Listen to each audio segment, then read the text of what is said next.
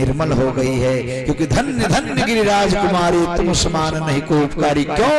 क्योंकि एक गंगा को भगीरथ महाराज ने प्रकट कर दिया और दूसरी गंगा को तुमने प्रकट कर दिया।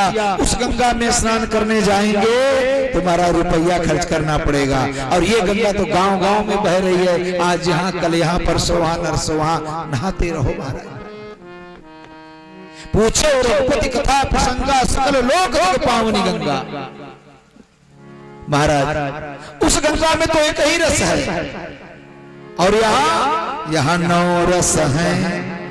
रस एक वहां, यहाँ पानी वहां पानी है। संत की बानी यहाँ, वहां धोया करो तन के मल को,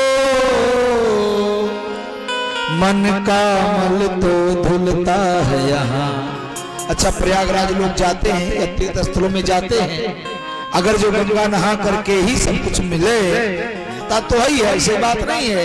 लेकिन संतुष्टि नहीं होती तो लोग जाकर के सत्संग रूपी गंगा में स्नान करते हैं। प्रयागराज में जाकर स्नान करेंगे, उसके बाद फिर जगह जगह महात्माओं का कैंप लगा हुआ है और जाकर के महाराज वहाँ कथा सुनेंगे। तो कथा, गंगा जी आपके तन को पवित्र करती हैं और कथा रूपी गंगा आपके मन को पवित्र करती है। और महाराज जब मन पवित्र हो गया तो महाराज फिर कहीं जाने की जरूरत नहीं है। अरे घर ही में मंदिर बनैबे, तीर्थ हम कब हो न जीवे।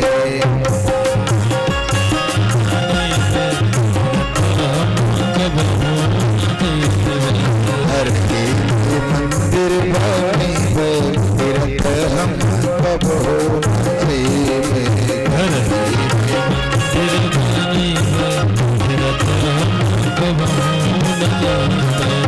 तो जब मन को ही पवित्र बना लेंगे तो फिर कहीं आने जाने की हमारी भाग बिल्कुल समाप्त हो जाएगी महाराज।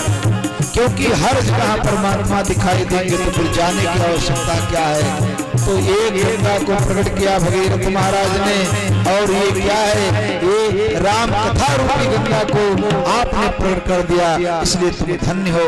पूछो रघुपति कथा प्रसंगा और सकल लोक जग पावनी गंगा।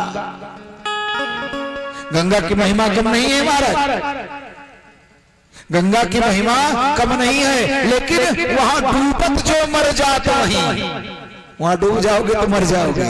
और इस कथा रूपी गंगा में जितने डूबते जाओगे, जितने डूबते जाओगे, उतने ही तुम्हारा बेड़ा पार हो जाएगा। महाराज एक महात्मा कह रहे थे कि गंगा में स्नान करने वाला व्यक्ति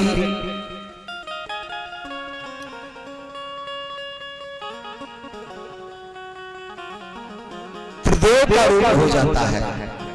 कैसे होता है तीनों देव का रूप? जैसे आप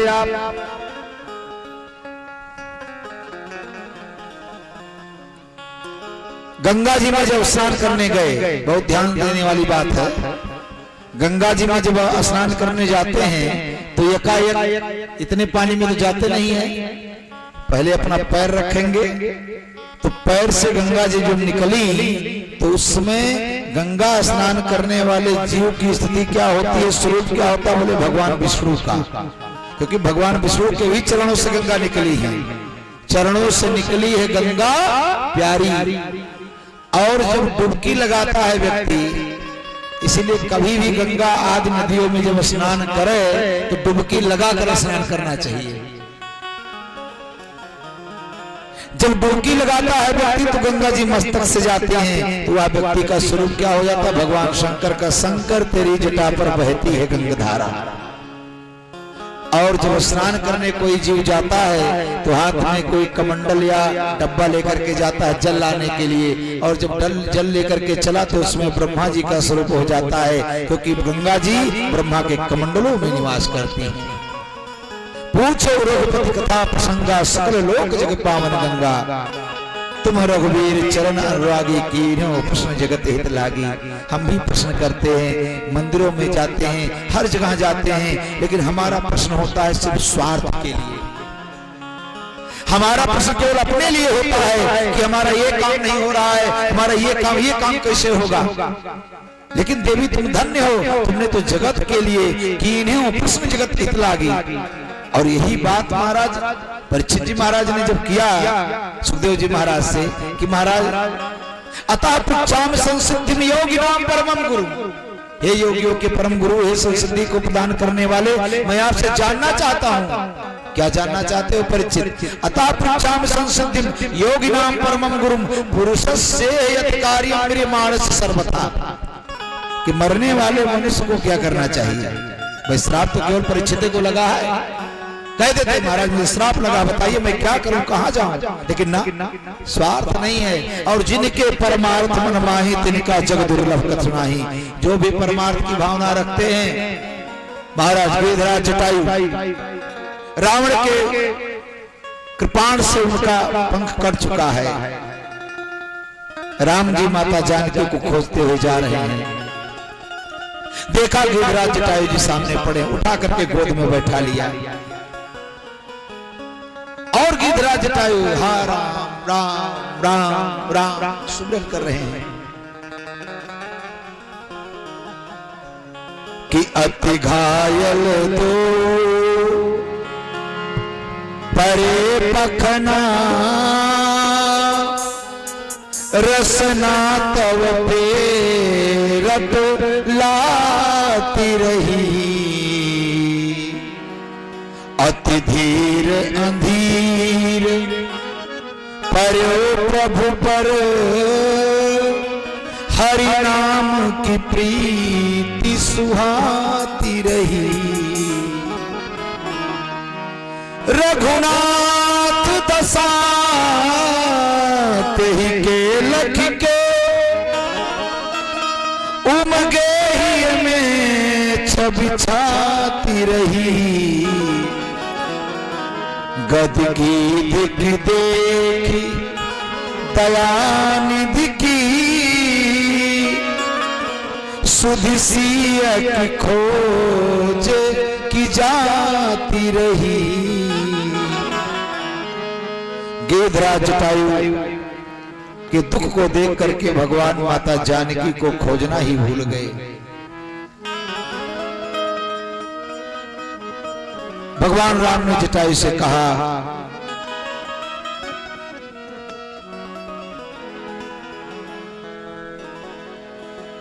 कि पिताश्री आपको मैं पुनः आपके शरीर को प्राप्त करवा दूं।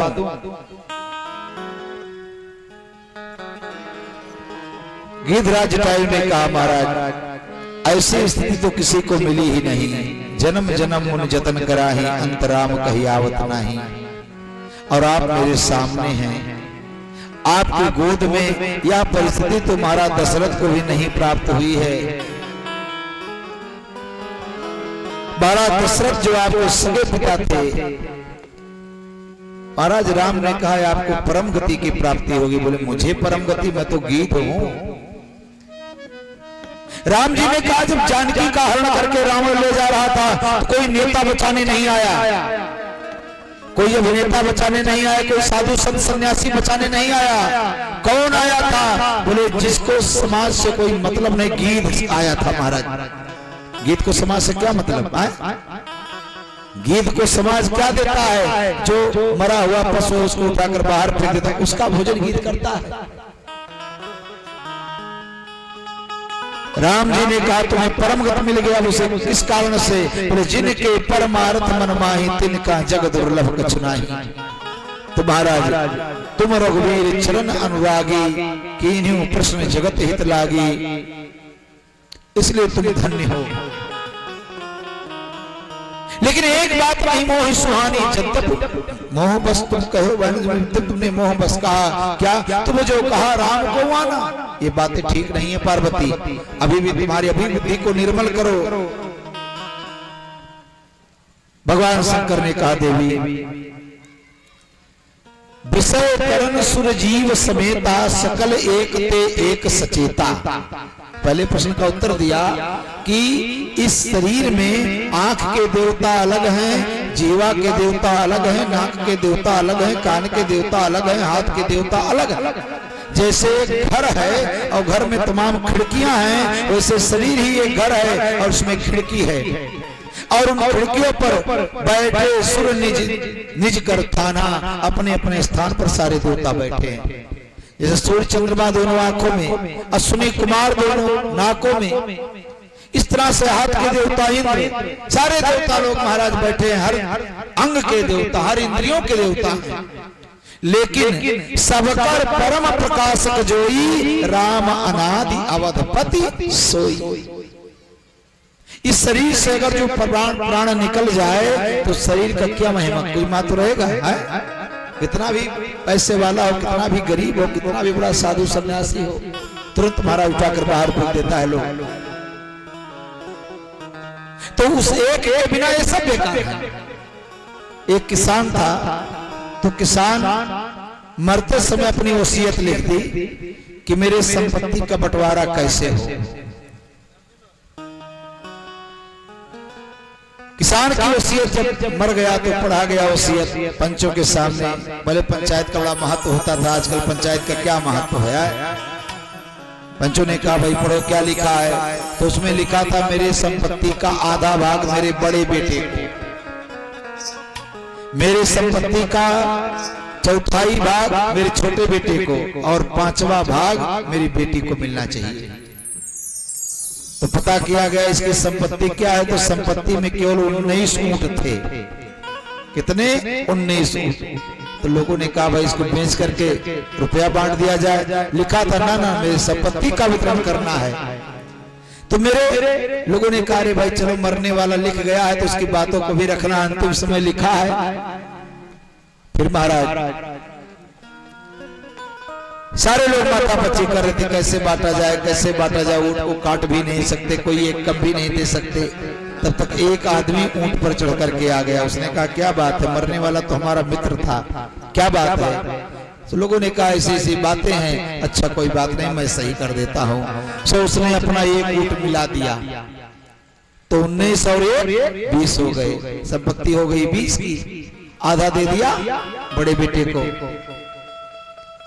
चौथाई भाग दे दिया छोटे बेटे को, 5वां भाग दे दिया बेटी को। बचा कितना? एक ऊंट बच गया। कहा भैया अब हम अपना ऊंट लेकर चल रहे हैं। अपना ऊंट लेकर चला गया वो।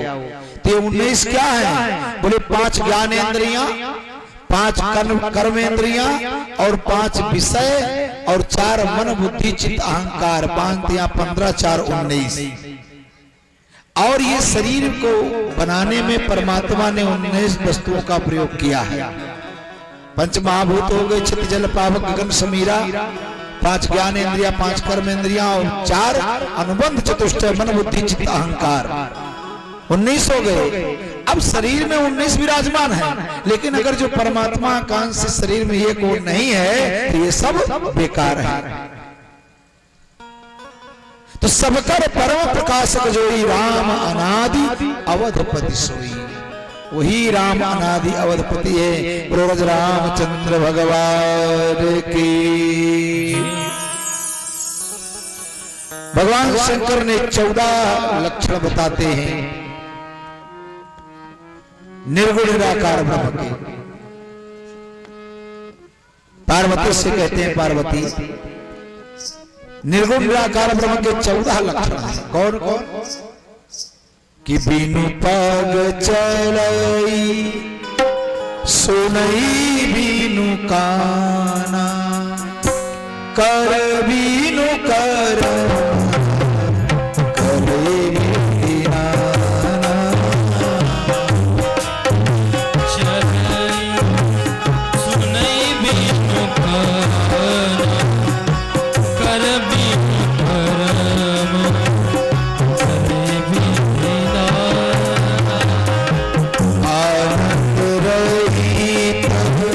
सकल रस भोगी, बिनु बांध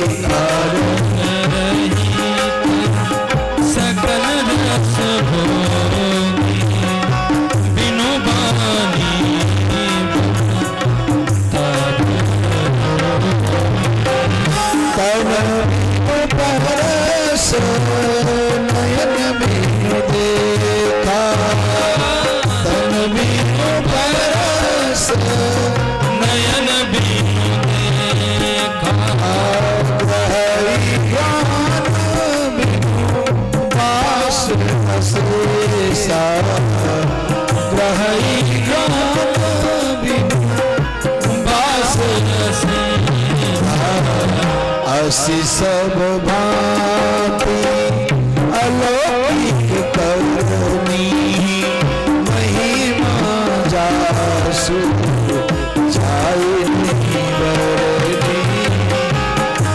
सब भांति अलौकिक करनी महिमा जासु जाए नहीं बरनी। बिनु पग चलई सुनि बिनु काना कर बिनु करम करे विधि नाना। बिनु पद चलई सुनई बिनु काना कर बिनु करम करे विधि नाना। तो लोगों ने भगवान शंकर से पूछा कि आपने निर्गुण निराकार ईश्वर के परमात्मा के लक्षण को बता दिया कि बिनु पद चले सुनई बिनु काना। उसके पास पैर नहीं है लेकिन चल रहा है, उसके पास कान नहीं है लेकिन सुन रहा है, उसके पास हाथ नहीं है लेकिन लग रहा है कोई स्पर्श कर रहा है। कर बिनु परस। उसके पास आंख नहीं है लेकिन सब कुछ देख रहा है। राम धरो के बैठ के सबके मुजरा ले और जैसे जय कर चा करे तैसे तय का दे। तो क्या अवधपति राम में ये लक्षण घटित होते हैं? अगर जो अवधपति राम में लक्षण घटित होते हैं तो समझ जाएंगे कि दोनों में कोई अंतर नहीं है। विचार करें हम लोग। पहला लक्षण क्या है? बोले बिनु पद चलई। रामचरितमानस में एक प्रसंग आता है। एक बार की बात है, माता कौशल्या ने भगवान राम को स्नान कराया। छोटे से हैं, चल भी नहीं रह पा रहे हैं, बालक राम हैं। एक बार जननी अनहवाए कर श्रृंगार पलना पौढ़ाए। निज कुल इष्ट देव भगवाना। भगवान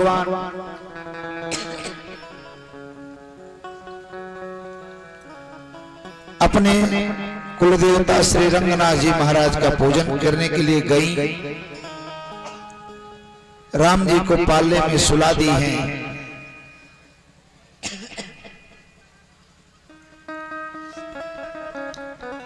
पूजन करने के बाद जब भोग लगाया,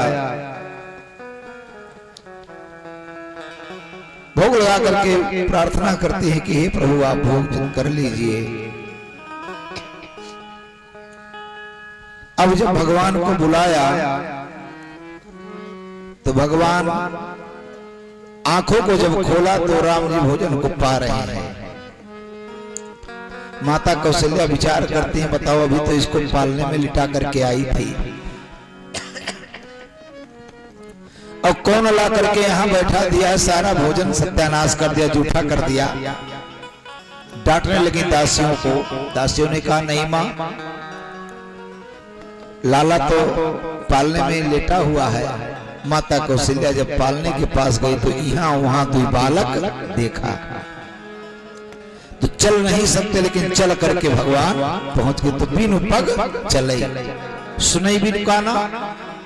रामावतार में भगवान बिना कहा कान के सुने हैं। भगवान राम ने बाल का वध कर दिया। बाल ने कहा कि धर्म है तो अवतरो गोसाई मार्यो मोह व्याधि की नाई, मैं बैरी सुग्रीव प्यारा कारण कवन नाथ महि मारा। भगवान ने कहा अनुज बधू भगनी सुतनारी, सुन सुत कन्या समय चारी, इन्हें कुदृष्टि मिलो कहीं जो ही ताही बधे कुछ पाप ना। फिर भी भगवान ने कहा ठीक है, मूढ़ तो ही अतिशय अभिमाना और नारिस कामन सुनस न काना। बाल ने विचार किया कि मेरी पत्नी तो मेरे महल में मुझे समझा रही थी कि वो राजकुमार के रूप में परमात्मा है, ना जाओ ना लड़ाई करो, क्या मिलता है लड़ाई झगड़ा करने से। अब वहां की बातों को यहाँ इन्होंने कैसे सुन लिया, तुरंत शरणागत हो गया महाराज। बोलो भक्त वत्सल भगवान की। तो सुनाई बिनु काना। और भगवान ने क्या किया, जैसे खरदूषण का वध, खरदूषण एक दूसरे को राम देख करके आपस में मर मिटते, कर बिनु पैसा देखा। तो राम जी में सब लक्षण घटित होते हैं महाराज। इसलिए राम परिपूर्णतम पूर्ण ब्रह्म अवतार, राम सत्यम पर ब्रह्म, रामाद किंचिन न विद्यते तस्माद् राम स्वरूपम ही सत्यम सत्य मिदम जगत। निराकार ईश्वर का कोई ध्यान नहीं कर सकता। जैसे हवा चल रही है तो हवा दिखाई थोड़ी ना पड़ती है। हवा का लक्षण क्या है? रूप रहितम स्पर्शवान वायु, रूप से रहित है, लेकिन जब शरीर में लगता है तो लगता है अरे भाई श्री राम लग रहे, ठंड पड़ने लगी, लग रहा हवा चल रही है, पत्ता हिल रहा है। रूप रहित स्पर्शवान वायु। उसी तरह से परमात्मा को केवल महसूस किया जाता है, निराकार परमात्मा को अनुभव किया जाता है, देखा नहीं जा सकता है। अगर जो देखना है तो हमारे महाराज जी कहा करते थे कि रसगुल्ला बनने में फायदा नहीं है।